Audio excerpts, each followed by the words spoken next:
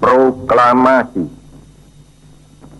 Kami, bangsa Indonesia, dengan ini menyatakan kemerdekaan Indonesia. Hal-hal yang mengenai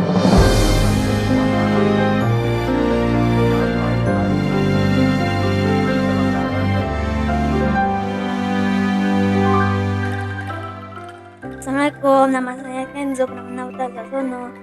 Saya kelas 4 SD, Sekolah Indonesia Kuala Lumpur. Saya akan menceritakan kisah pahlawan nasional yang bernama Insinyur Soekarno.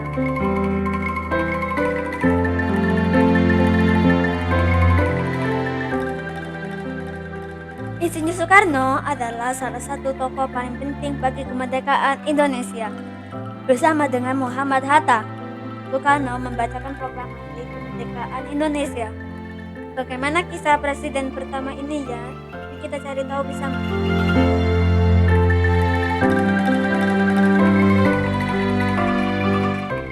Soekarno lahir di Surabaya pada tanggal 6 Juli 1901. Ayahnya bernama Raden Sukemi Sosro Diharjo dan ibunya bernama Ida Ayu Nyomantrai. Saat lahir, nama yang diberikan pada Soekarno adalah Kusno. Baru pada usia 11 tahun, nama beliau diubah menjadi Soekarno. Masa kecil Soekarno dihabiskan di Tulungagung dan Mojokerto. Namun pada 1915, Soekarno harus pindah ke Surabaya untuk sekolah di HBS, yaitu Hogere Burgerskole.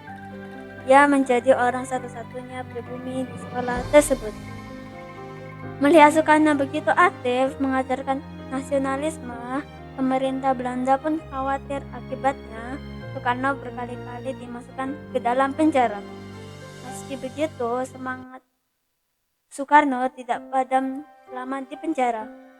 Soekarno justru memikirkan nasib rakyat Indonesia. Ketika Belanda menyerah dan Jepang mulai menjajah Indonesia, Soekarno pun dibebaskan. Soekarno mulai aktif dalam usaha persiapan kemerdekaan Indonesia. Beliau merumuskan Pancasila, ikut andil dalam merumuskan Undang-Undang 1945, hingga mempersiapkan naskah proklamasi kemerdekaan Indonesia. Nah, ketika kemerdekaan Indonesia sedang disiapkan, tiba-tiba Soekarno dan Hatta disaksikan oleh golongan muda Rengas Dengklok. Pada tanggal 17 Agustus 1945, ia bersama Hatta memproklamasikan kemerdekaan Indonesia. Sehari kemudian Soekarno terpilih menjadi Presiden pertama Republik Indonesia secara aklamasi dari sidang PPKI dengan Wakil Presiden Muhammad Hatta. Pada tanggal 30 September 1960, Presiden Soekarno membacakan putusan Pancasila di sidang PBB New York. Ia berkesempatan menyampaikan gagasan di depan para pemimpin negara di sidang PBB. Pidatonya berjudul Membangun Dunia Kembali dengan durasi 90 menit itu telah menggemparkan dunia. Pada tanggal 21 Juni 1970, Soekarno meninggal dunia di Jakarta. Namun semangat beliau masih tetap ada di hati kita semua. Insinyur Soekarno mengajarkan kita bahwa gantunglah cita-citamu setinggi langit, bermimpilah setinggi langit.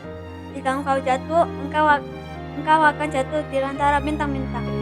Merdeka!